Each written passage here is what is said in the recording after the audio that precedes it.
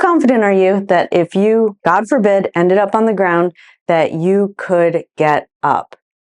If your answer to that question is not 100% confident that you could get up off of the ground after a fall, then this video is for you. If you're new to this channel, I'm Tara, I'm a neurologic physical therapist. On this channel, we talk about anything and everything related to mobility, health, fitness, and mindset, with the end goal of empowering you with as many tools as possible to take ownership of your health and your overall mobility, to live an overall more active, more mobile, pain-free, happier, healthier life.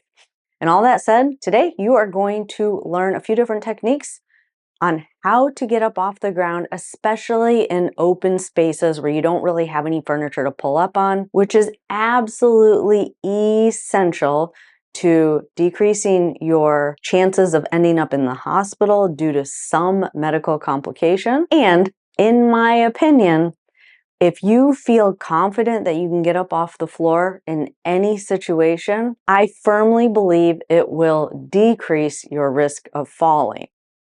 So by the end of this video, my goal is that you could answer that first question I asked, that you 100% feel confident that if you ended up on the ground, maybe like in a grocery store or maybe out walking your dog, that you could safely get up off the ground. So let's go ahead and dive in.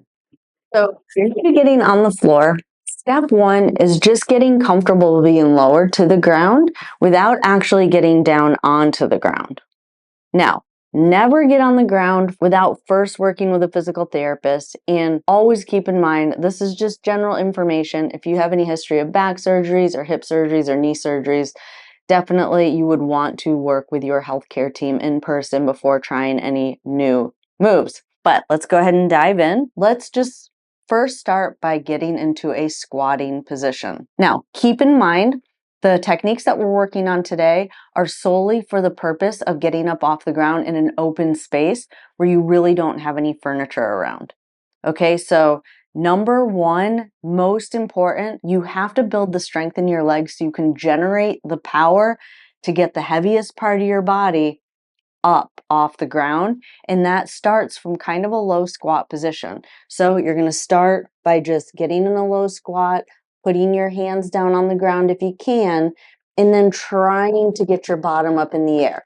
Now, if you can't do it from something this height, start on a higher surface, but know that this is absolutely an essential part of the process.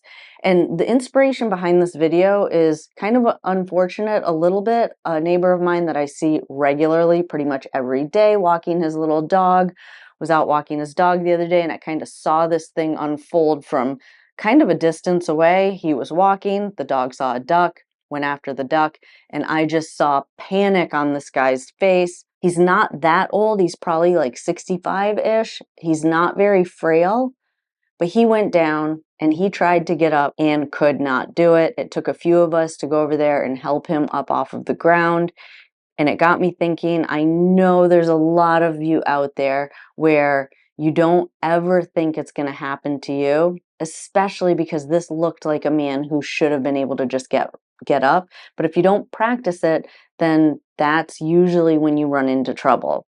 Okay? And part of his problem is that he just did not have the strength in his legs to generate enough power to get his bottom up from a low position. So absolutely critical, even if you're not going to get down to the floor yet, that you are starting to work on what I call squat to stands. Okay? And again, you don't have to go this low, but you want to work down to something this low. Okay?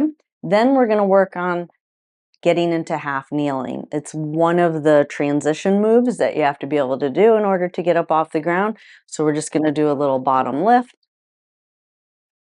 bottom lift,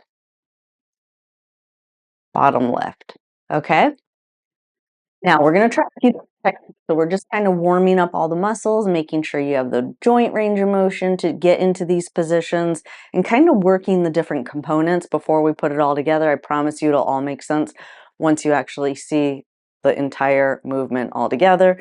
But then the other thing you want to be able to do, this is just one technique, is you want to be able to get your hands down to the ground and see if you can lift your bottom. And do it on both sides. Most of the time people have one side that's a little bit stronger than the other, one leg that's a little bit stronger than the other.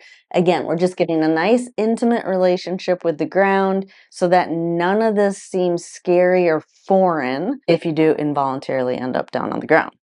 Okay? So again, just little lifts.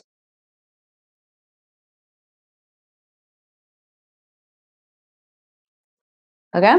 And again, remember, this is for the intent of being able to get up without any furniture around. I've made other videos where I show how to get up from the ground using furniture. So I will definitely link some of those videos in the description below. But once you feel like you can get from this surface and you feel like pretty confident with the movements that we've done so far, meaning they don't seem scary at all and that you can do them pretty easily, now we're going to try and get all the way down to the ground, okay? So you're going to go here, walk your hands out, bottom down. And you want to get all the way down, okay? So that you're laying down on the ground. All right, from here, there's two different methods. You can go to what we call side sitting and kind of rock up onto your knees. All right, bring one foot forward. Keep your hands down on the ground. Tuck the back heel under and see if you can lift. Okay? If you can do that, bring your hands up to your knees. Get pretty high up first. Now, another trick is if you feel like you're losing your balance, to widen your stance a little bit. So sometimes people, their feet are in too much of a straight line.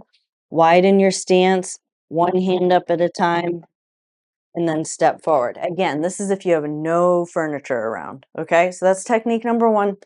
Technique number two, you're gonna sit, same thing, get down to the ground the same way.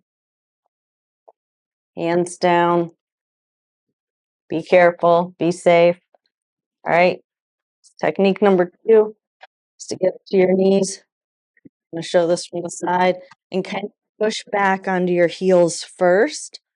Okay, so now you're just kind of on your feet, and then either get your bottom up, one hand up, other hand up, and stand up.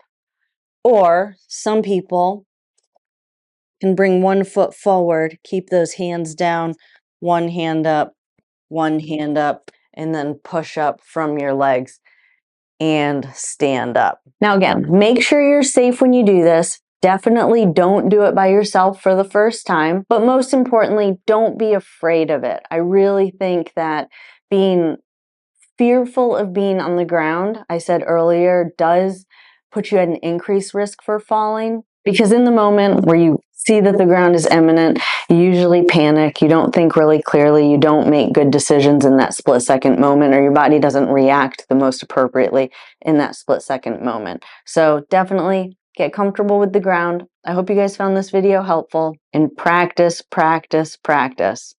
Better to know it and never need it than to not know it. If you like this video and you're new to this channel and you haven't yet subscribed, go ahead and hit that subscribe button, turn on that notification bell so that you'll get notified every time I upload new videos. I enjoyed spending time with y'all today, and I'll see you in the next video. Have a good day.